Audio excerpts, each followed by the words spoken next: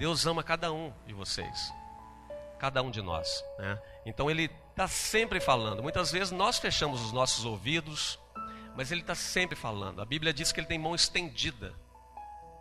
E Ele quer de todas as formas ter uma comunhão, uma experiência íntima conosco. Essa noite, eu peço a Ele que use a minha vida para que isso aconteça, para que você possa aprender um pouco dEle. Aquilo que Ele tem falado bastante ao meu coração, eu vou trazer essa noite para que possa falar também ao seu coração. A primeira música que foi tocada aqui pelo irmão Renato, né? Diz assim, aquela moça cantando falou assim: eu luto com as vozes que dizem em minha mente, eu luto com as vozes que dizem em minha mente que ela não ia conseguir. Existem essas vozes mesmo que vêm na mente da gente. É sobre isso que eu gostaria de falar essa noite. Antes nós vamos fazer uma oração. Antes da oração você pode abrir sua Bíblia já para 2 Coríntios capítulo 10. 2 Coríntios capítulo 10, versículo 1 até o versículo 5.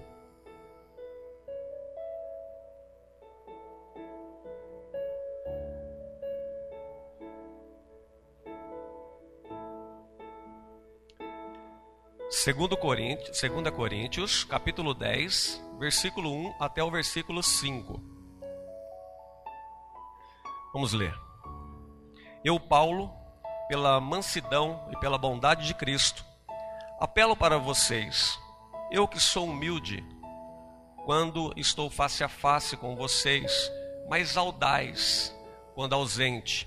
Rogo a vocês que quando eu estiver presente, não me obriguem a agir com audácia, tal como penso que eu ousarei fazer, para que, com alguns que acham que procedemos segundo os padrões humanos. Pois embora vivamos como homens, não lutamos segundo os padrões humanos. Então, esse versículo 3 aqui, daqui para frente, é o que eu gostaria de trazer essa mensagem essa noite. Então, presta atenção nesse versículo 3. Pois embora vivamos como homens, não lutamos segundo os padrões humanos. Paulo disse aqui que nós vivemos realmente em meio à humanidade, mas nós não lutamos segundo os padrões humanos. E aí ele diz assim no versículo 4: as armas com as quais lutamos não são humanas, ao contrário, são poderosas em Deus para destruir fortalezas. Então quando você tem isso que estava na mente de Paulo, que você não luta com armas humanas e que você luta com armas espirituais. E aí ele diz aqui que quando você tem isso em mente, na sua consciência, você consegue destruir as fortalezas. Versículo 5 diz assim: destruímos argumentos e toda pretensão que se levanta contra o conhecimento de Deus, e levamos cativo todo pensamento para torná-lo obediente a Cristo. Então existe aí argumentos, pretensões contra o conhecimento de Deus, contra você e eu, que queremos de alguma forma conhecer mais a Deus. Mas existe uma luta. Essa luta é da parte de Satanás, e ela é chamada de fortalezas. E essas fortalezas, elas precisam ser vencidas, né? E ela só pode ser vencida através de batalhas espirituais que são travadas no reino espiritual, não é na força humana. Se você ou eu tentarmos vencer isso na nossa força, sinto muito dizer, mas nós vamos sempre levar uma vida derrotada. É isso que Paulo está falando para a igreja. Então, fortaleza aqui, você poderia traduzir essa palavra fortaleza por argumentos contra Deus no nosso pensamento, argumentos contra Deus na nossa mente. Existem milhares de argumentos contra Deus, contra o entendimento de Deus, que é aqui, na nossa mente. Existe um pensamento errado que às vezes parece certo, mas é errado. Às vezes nós, como igreja, a gente fica pensando assim. Por exemplo, você quando saiu da sua casa hoje, você ficou pensando, você pensou assim, eu vou à igreja, né? Mas na verdade, quando você estuda, assim, qualquer pessoa que lê a Bíblia sabe que aqui não é uma igreja, aqui é um galpão onde a igreja reúne. Você é a igreja, o seu corpo é o santuário. Então você é a igreja. Então, quando você entende isso, aí você não pensa de maneira equivocada. Mas eu vejo assim que no meio dos crentes existe um pensamento equivocado sobre isso. O pensamento equivocado pensa assim: a igreja é uma fortaleza aqui, plantada na terra contra o império das trevas, contra o inimigo. A igreja é uma fortaleza implantada aqui, então o inimigo vem contra a igreja e nós, como igreja, resistimos os ataques dele. Esse é um pensamento totalmente errado. A igreja não é uma fortaleza. Na verdade, o pensamento certo diz assim, que o inimigo é que se encontra em uma fortaleza, ou fortalezas, e nós somos a igreja que vamos invadir essas fortalezas e vamos derrubar a fortaleza. Jesus falou assim: olha, eu edificarei a minha igreja e as portas do inferno não vão prevalecer. As portas do inferno pode traduzir por fortalezas. Essas portas dessas fortalezas, elas não vão resistir. Então, quando nós entendemos isso de maneira certa, pensamos, então tudo que se levanta contra nós, os pensamentos equivocados, e nós entendemos que nós estamos no ataque. Faz toda a diferença entender de que você não é uma fortaleza e Satanás está te atacando. Você, na verdade, está atacando a fortaleza que é Satanás. Então, essa noite, de uma maneira bem simples e bem rápida, eu gostaria de explanar isso para você ter um entendimento melhor sobre isso. Eu vou estar pregando sobre batalha na mente, em cima desse texto. Batalha na mente, Deus destruindo essas fortalezas. Eu quero deixar bem claro, e esse texto deixa bem claro, que essa batalha, ela não é humana. Isso que eu gostaria de deixar bem frisado, gostaria que todos entendessem. Você não tem a mínima chance, nem eu. Mas Deus tem todas as chances, Ele comprou toda a vitória para nós. E nós podemos vencer isso de maneira muito fácil. E Satanás está do outro lado, guerreando para ganhar sua mente, para que você pense que é você que tem que vencer. E ele vai fazer de tudo para você ser entretido, para você não buscar Deus, para você não se envolver, para você não pensar em Deus, para você não conversar com Deus. E com certeza, todas as vezes que ele vier sobre você, ele vai te vencer. Porque não tem como um ser humano vencer as fortalezas de Satanás.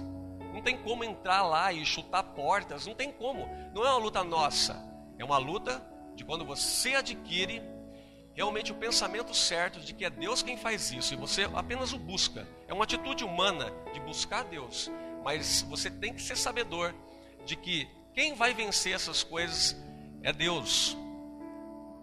O que você pensa pode levar você para cima, para você viver o propósito de Deus, para você viver a paz de Deus, para você viver o melhor dele aqui nessa terra. O que você pensa, o que ocupa a sua mente. Mas também o que você pensa, o que ocupa a sua mente pode levar você para baixo, um abismo muito profundo. E você vai andar de mãos dadas com a depressão. Isso não é o que Deus chamou você para ser aqui. Deus tem um propósito para cada um de nós. Deus quer que realmente nós sejamos luzes. Não quer de maneira nenhuma que nós caiamos em depressão ou vivamos sem paz, sem alegria. As pessoas, quando olhar para as nossas vidas, eles têm que ver pessoas radiantes, pessoas que passam circunstâncias adversas, mas que estão sempre alegres. É assim que Deus salvou e nos deixou aqui para nós vivermos o melhor dele. Não estou pregando que você vai viver sem aflição, mas eu estou pregando que você vai entrar numa aflição, mas vai ficar com a paz de Deus, o regozijo de Deus, se apenas você crer, se você alimentar a sua mente com as coisas certas. Então é isso que eu gostaria de falar sobre essa batalha na mente. Estou fazendo um curso com o presbitério, de tudo aquilo que aquele homem falou, e olha que ele falou muitas coisas interessantes. Isso que eu estou pregando essa noite é do meu jeito, não do jeito que ele falou lá, mas o pano de fundo é aquilo que eu ouvi dele lá. Foi a que mais me chamou a atenção. Ele diz assim: tudo que uma pessoa pensa desce o coração. Então preste atenção nisso. Tudo que uma pessoa pensa desce para o coração e vira um sentimento. E esse sentimento, ele vai mover você a ter uma atitude. Você consegue entender isso? O que você pensa desce para o seu coração e vira um sentimento. E esse sentimento, ele vai fazer com que você tenha uma atitude. Se você tiver bons pensamentos, ocupar sua mente com coisas boas, você vai ter bons sentimentos e boas atitudes. Mas se você ocupar sua mente com coisas más, trazer só coisas fúteis para sua mente, você vai ter um mau sentimento e você vai ter uma má atitude. Isso chamou muito a minha atitude, muita minha atenção. Porque é claro que o Novo Testamento tem ensinado claramente que a proposta de Cristo é mudar o nosso sentimento. Nós podemos servir a Deus gostando de servir. Nós podemos ler Bíblia gostando de ler a Bíblia. Louvar gostando de louvar. Porque lá na lei de Moisés, eles tinham tudo prescrito, eles seguiam o que estava escrito lá. Mas a proposta do Novo Testamento é algo que Cristo veio fazer dentro do seu coração. Porque lá dizia, não matarás. Então eles não matavam. Mas Cristo já traz para um âmbito espiritual. Ele fala assim, só o fato de você desejar a morte, de você odiar, você já matou. Só o fato de você desejar uma mulher, você já adulterou. Então ele traz para o mundo espiritual. É lógico que isso é sentimento. Ele quer trabalhar no nosso sentimento de forma que nós gostemos realmente dele, que nós nos relacionemos nele, mas não por causa de Moisés, da lei de Moisés, ou do medo, mas por causa dele. Então ele quer mudar você e eu, e isso acontece dentro da nossa mente. Eu nunca gostei de Deus, até os 27 anos, quando eu o encontrei. E de lá para cá, eu sirvo a Deus porque eu gosto. Eu venho para a igreja porque eu gosto. Eu leio a Bíblia porque eu gosto. Então é algo assim que Deus vai mudando dentro da gente. Eu tenho muito que gostar dele ainda. Eu sei que eu estou no processo, e você também. Então essa noite eu gostaria que Deus trabalhasse nas nossas vidas de forma que nós pudéssemos sair essa noite daqui gostando mais dele, gostando mais das coisas dele. E isso depende só de você. Porque a parte dele já está tudo feito. Ele já comprou tudo isso para nós. Então nós vamos apenas tomar posse disso.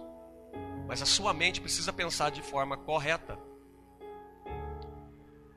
Os pesquisadores, eles calculam que você tem 10 mil pensamentos dia. 10 mil. A maioria deles apresentam esse número. 3 milhões e 600 mil no ano. Cada ano você pensa 3 milhões e 600 mil vezes. Durante toda a sua vida, eu vou supor aqui que todos nós aqui vamos chegar até aproximadamente 75 anos. Quero tirar 10 anos iniciais ali, de 1 ao 10, e vou tirar os últimos 10. Os 10 primeiros, os 10 últimos. Então te resta aí 55 anos para você pensar. Esses 55 anos que você tem para pensar, eles calcularam que você pensa 200 milhões de vezes. 200 milhões de pensamentos você tem durante 55 anos. Se nós somos o que pensamos, o que é você? O que sou eu? Se nós somos o que nós pensamos, o que é você? É isso que Deus tem interesse e que Satanás também tem interesse. E essa batalha ela acontece na nossa mente. Quanto mais você pensa sobre algo, mais você vai dar força para aquilo. E mais você vai ser dominado por aquilo.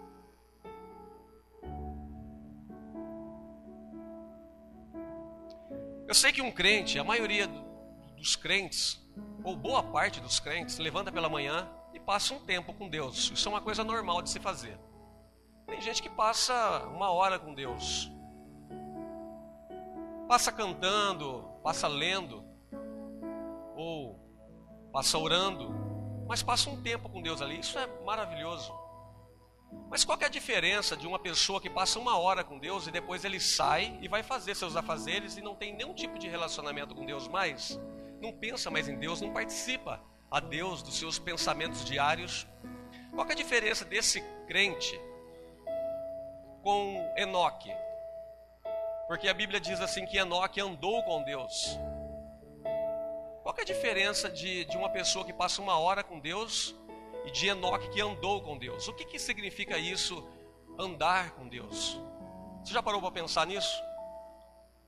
1 Timóteo 6,16 diz que ninguém nunca viu Deus e nem é capaz de vê-lo. Ninguém nunca viu. Quando nós formos para a glória, você não vai conseguir ver Deus, a não ser na face de Jesus. Mas Deus, Ele está em todos os lugares, Ele é onipresente. Se você pudesse vê-lo, Ele não seria Deus. Deus está nos céus, está no mais profundo do abismo, Ele está em todos os lugares, está no universo inteiro. Então ninguém viu Deus, por isso que lá afirma isso, ninguém nunca viu Deus e nem é capaz de vê-lo. Essas frases que nós encontramos na Bíblia falando que a pessoa conversou com Deus, é uma linguagem que eles falam que é a linguagem antropomórfica, que é um jeito de você entender Deus, mas nunca ninguém viu Deus em essência. Então Enoque andou com Deus. Como entender isso? Enoque, ele andou com Deus porque ele se relacionou com Deus. A diferença de quem busca 1 hora por dia e de Enoque que andou com Deus é porque diariamente ele se relacionava com Deus. Ele procurava saber o que Deus pensava. Ele conversava com Deus em tudo que ele ia fazer. No dia que ele ia para a escola, ele conversava com Deus lá. Ele conversava com Deus antes das provas, ele conversava com Deus antes do alimento, ele conversava com Deus durante o alimento, ele conversava com Deus quando ele ia fazer compra. Ele conversava com Deus quando estava com dificuldade. Quando ele recebia algo assim de maneira benéfica, ele louvava a Deus. E quando acontecia uma tragédia na vida dele, ele deixava Deus no trono, ele louvava a Deus também. Porque Enoque simplesmente ele entendia que Deus era tudo. Tudo girava em torno de Deus na vida dele. Isso é andar com Deus. É você colocar sua mente em Deus. É lógico que Enoque se relacionava com Deus através da sua mente. Ele deixou Deus controlar a sua mente.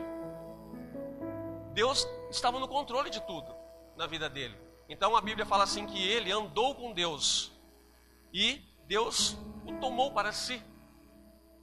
Ele já não ficou mais aqui, Deus o tomou para si, porque ele andava com Deus. Eu gostaria que você prestasse bastante atenção nessa frase que eu vou falar, porque ela é o ponto central da mensagem. E diz assim: a mente é o órgão de controle geral do ser humano. Quem a controlar, controlará todo o seu corpo. Eu vou repetir. A mente é o órgão de controle geral do ser humano. Sua mente é o órgão de controle geral do ser humano. Quem controlar a mente, ou se alguém controlar a sua mente, se você controlar a sua mente, então você vai conseguir controlar todo o seu corpo. Ou quem controlar a sua mente, vai conseguir controlar todo o seu corpo. Você vai começar a ter atitudes por quem está controlando a sua mente. Então isso é muito importante. Você entender que toda a força de um cristão está naquilo que a mente dele está absorvendo. Então se você se alimenta de coisas realmente de Deus, a sua mente será de Deus e Deus vai controlar você. O que isso quer dizer? Jesus certa vez disse em Mateus 6,23, ele falou assim: mas se seus olhos forem maus, todo o seu corpo será cheio de trevas. O que ele estava querendo dizer com isso? Dentro do plano de salvação, ele estava falando ali. Se seus olhos forem maus, todo o seu corpo será cheio de trevas. Quando você olha alguma coisa, você olha, e é lógico que você olha aquilo e já começa a pensar. É sua mente que está ali em jogo. Lógico que Jesus não está falando de olho. Você pode, por exemplo, fazer um transplante de olho. Você tira o seu olho e coloca o seu olho numa outra pessoa. Essa pessoa, se ela tiver a mente corrompida e ver tudo de forma deturpada e estiver alimentando sua mente só com coisas ruins, essa pessoa, mesmo com o seu olho físico, ela vai começar a ver as coisas de forma equivocada. Os olhos dela, que eram seus, vão ser maus. Então ele não está falando de olho, ele está falando de mente. Tudo que você olha, quando você tem a mente deturpada, aquilo fica com defeito para você. E quando você vai falar do evangelho para uma pessoa que está enchendo a mente dele, não tem busca nenhuma de Deus, você fala para ele, ele se sente enojado, porque a mente dele está cheia daquelas coisas ruins. Então a mente dele não vai conseguir absorver.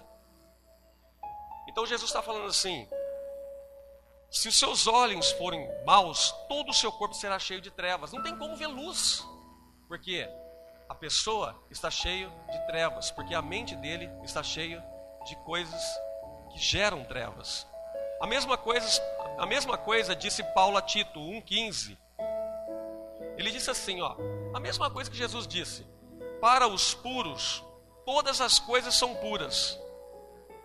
Para os puros, todas as coisas são puras, mas para os impuros e descrentes, nada é puro. Aí ele vai explicar isso. Ele diz assim: de fato, tanto a mente como a consciência deles estão corrompidas. A mente e a consciência deles estão corrompidas. Como que eu posso corromper uma mente? É a pergunta. Como que eu posso corromper uma mente? É alimentando ela com coisas más, ouvindo coisas más, se envolvendo com más conversações, deixando de vir à igreja, deixando de ler a Bíblia, se envolvendo cada vez mais e de maneira profunda com o entretenimento. Cada vez mais que nós vamos alimentando a nossa mente, lógico que ela vai gerar um fruto. E o fruto vai ser isso aqui. Você vai olhar para as coisas e nada para você vai ser puro mais.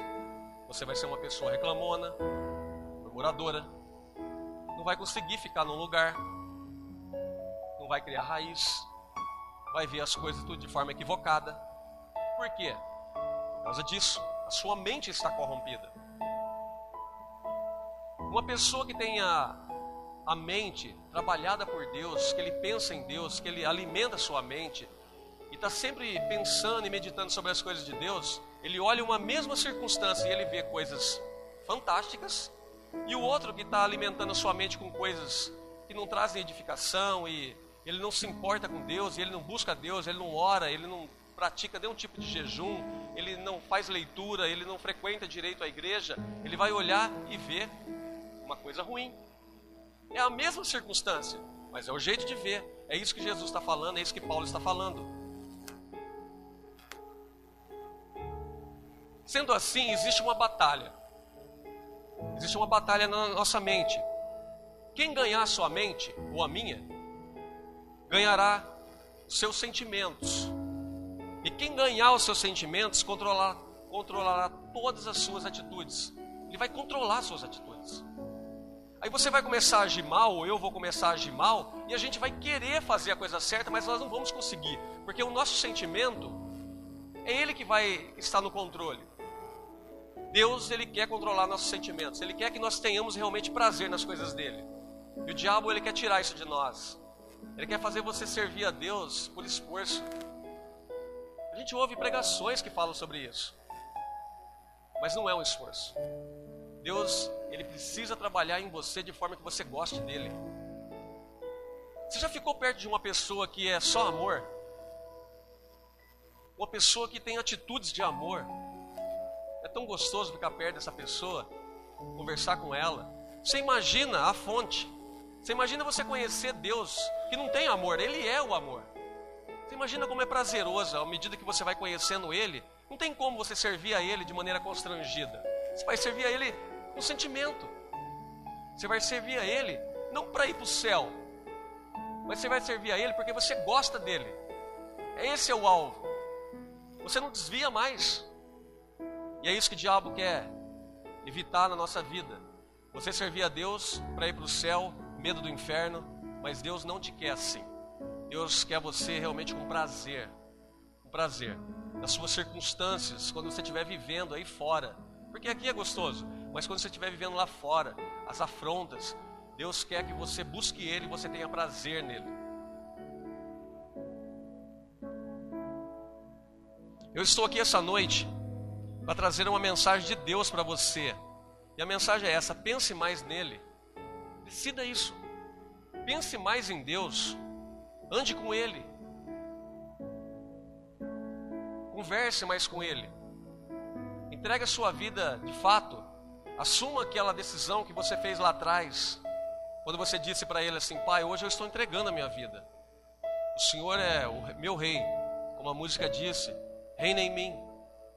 Porque o Senhor é o meu rei. Eu sou um servo. E Ele está ansioso por isso, para que você ande com Ele. É o que mais Ele quer. Mas nós insistimos em nos afastar dEle. Deus quer que você participe Ele de todos os seus pensamentos diários. Todos. Às vezes as pessoas ou nós buscamos a Deus quando nós estamos passando por alguma dificuldade. Normalmente quando encontramos alguma doença, ou precisamos de um emprego. Mas Deus quer que você participe Ele de todas as coisas.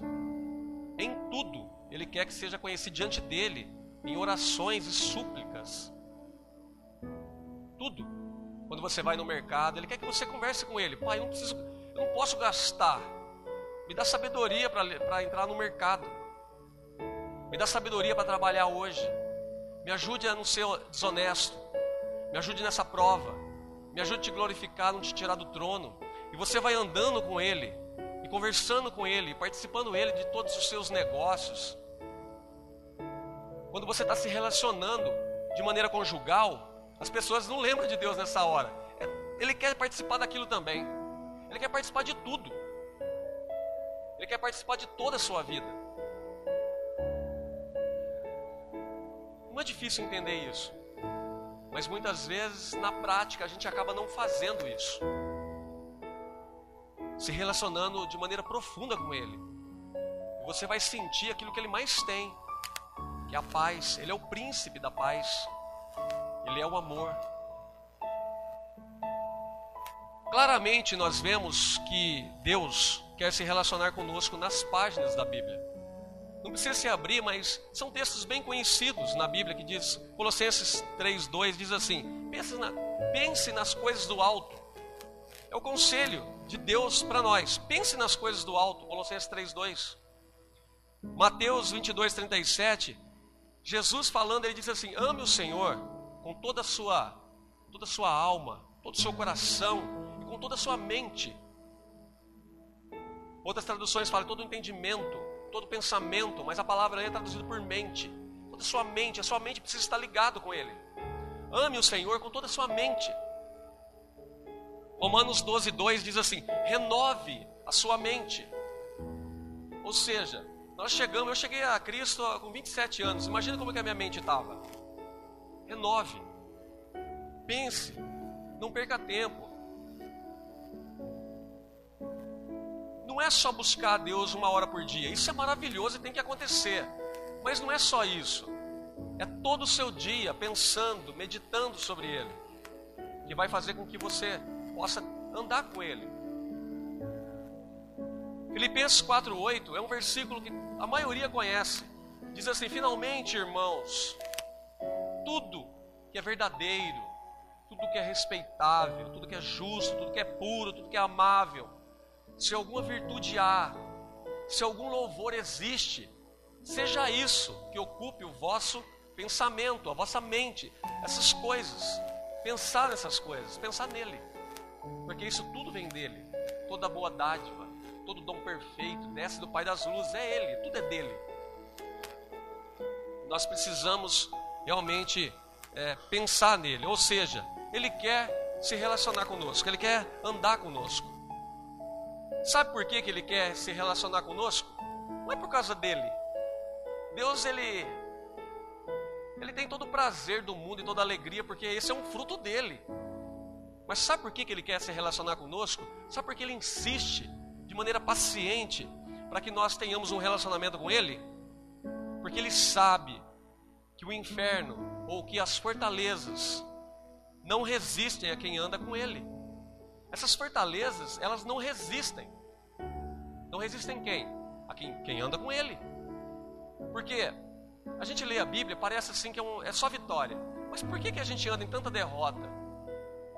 Porque a gente não pratica isso. Porque a gente pensa pouco nele. Porque a gente anda pouco com Ele. Às vezes a gente fica orgulhoso porque ora 1 hora por dia. Mas Ele quer todo o seu coração, todos os seus pensamentos. todos os meus pensamentos. Enoque andou com Deus e Deus o tomou para si. Eu acredito que espiritualmente Deus, ele pode tomar uma pessoa para ele. Você continua aqui vivo e Deus te toma. E Deus vai revelar os seus segredos para você. E Deus vai proteger você para que Satanás não possa tocar mais você. O Velho Testamento tinha muito sentido ali, sentido físico, né? As batalhas, o cordeiro, né? O templo. E aqui no Novo Testamento tem tudo um sentido espiritual. O cordeiro é espiritual, é Cristo, né? A igreja somos nós. A Canaã lá, que era literal, aqui é espiritual. Eu acredito também que Deus pode tomar você espiritualmente nas mãos dele de forma que você fica totalmente protegido. Totalmente protegido. E como o Velho Testamento diz que os segredos de Deus podem ser revelados àquela pessoa que realmente busca a Deus, aquela pessoa que se agrada dele.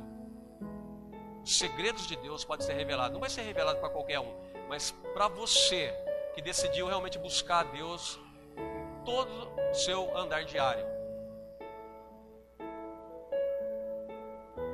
Eu acredito também que Satanás pode tomar uma pessoa para ele através dessas fortalezas. Mesmo você sendo salvo, Satanás ele pode tomar sua mente de tal forma, porque há muitas orações de Paulo pela igreja para que isso não acontecesse.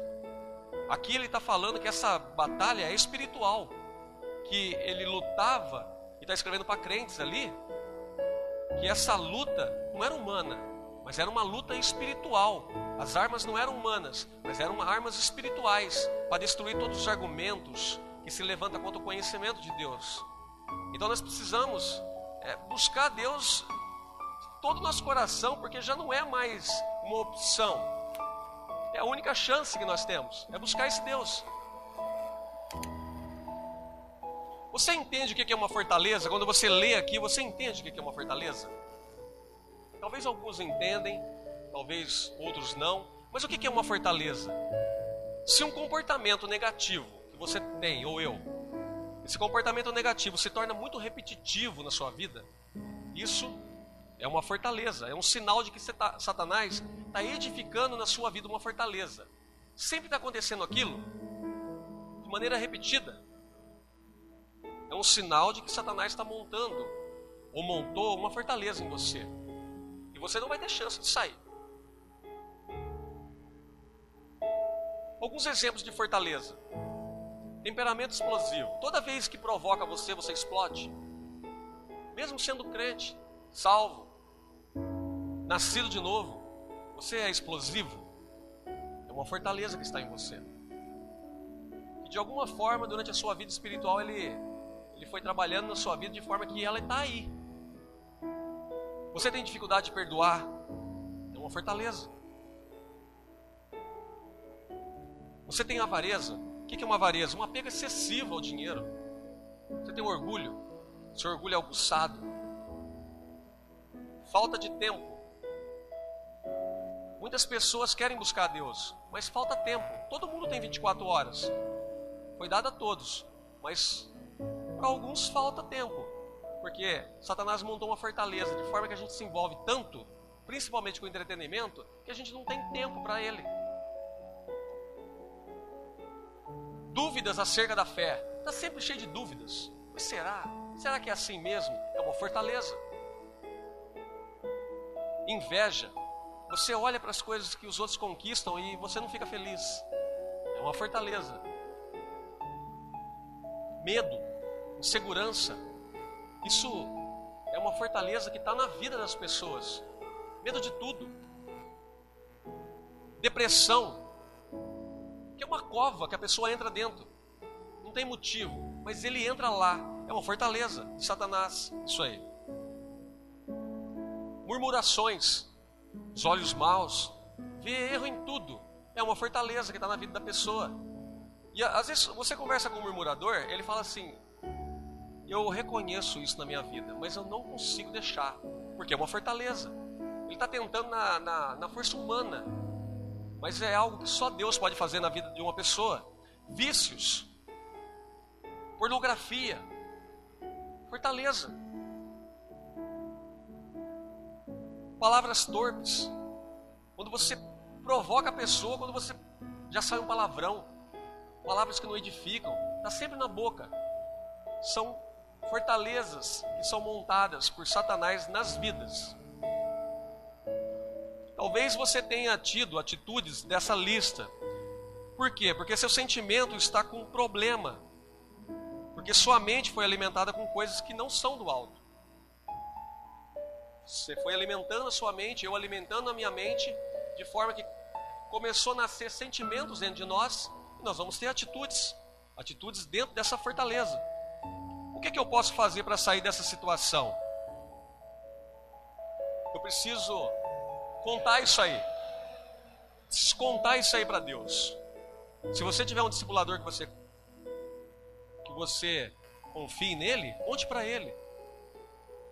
Mas conte para Deus isso. Converse com Deus e conte para ele. A Joyce Meyer, ela falou algumas frases que eu listei aqui sobre esse assunto. Eu gostaria de ler, são 4. A primeira diz assim: tudo que nós escondemos tem poder sobre nós. Você concorda com isso? Tudo que você esconde tem poder sobre você. Uma outra, ela diz assim: uma vez que Satanás consegue espaço em nossa vida, então ele pode construir uma fortaleza. Quando ele consegue esse espaço, nós começamos a pensar mais nas coisas dele, ele começa a construir uma fortaleza em nós. Uma terceira que ela diz é assim: você pode escolher a dor da mudança ou a dor de continuar do jeito que está. Porque continuar do jeito que está, sem a paz de Deus, é uma dor. Ou você muda, ou eu mudo. E essa mudança, ela gera uma dor. Ou você sente essa dor da mudança, ou você terá que continuar do jeito que está e continuar sentindo dor. A dor da falta de paz, a dor da falta de propósito de vida. A quarta frase, ela diz assim: a falta de atitude em relação a uma situação é como um pneu furado. Se você não trocá-lo, você não vai a lugar nenhum. Então a falta de atitude em relação a uma situação é como um pneu furado. Se você não trocar esse pneu, você não vai a lugar nenhum. Então é preciso tomar uma atitude. Nós temos 2 ferramentas que Deus nos deu e que Satanás odeia essas ferramentas. A primeira ferramenta é a oração. A Bíblia é clara, dizendo em Efésios 3:12 que nós temos livre acesso diante de Deus. Muitos não entendem isso. Você tem livre acesso, você pode orar a Deus a qualquer momento, a qualquer dificuldade. Deus sempre tem uma luz lá no fim de um túnel escuro, onde que você não vê nada. Lá tem uma luz, uma porta aberta. Deus, Ele quer ser buscado por você em todo o tempo. Você pode fazer isso em todo o tempo. Se nós pudéssemos ter livre acesso a celebridades que existem no mundo, nós ficaríamos felizes, né? Poderia ir lá a hora que eu quisesse, conversar com o Bolsonaro, para falar o que eu penso sobre o que está acontecendo. Pudesse conversar com todas as celebridades, as pessoas importantes do mundo, seria legal.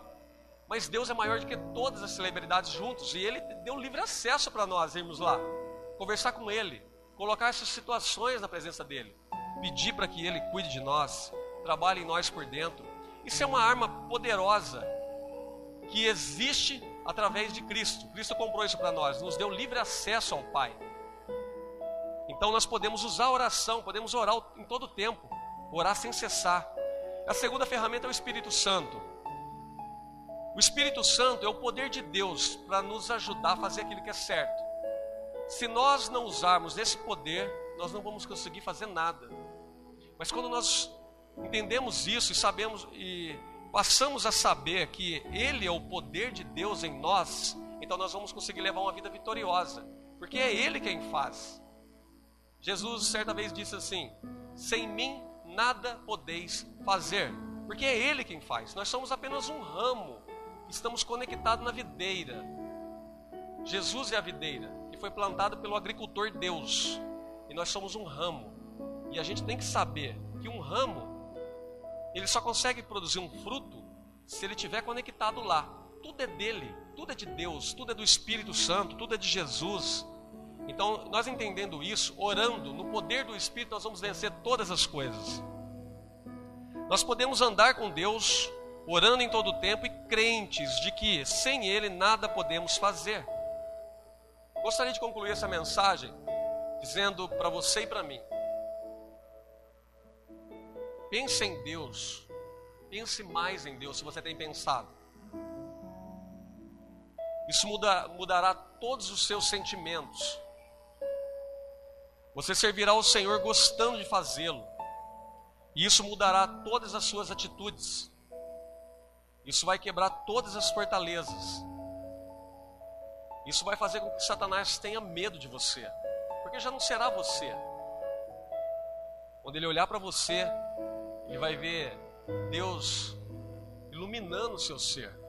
É a única chance que nós temos de levar uma vida santificada nesses tempos difíceis que nós temos vivido. Amém, igreja? Deus abençoe as nossas vidas.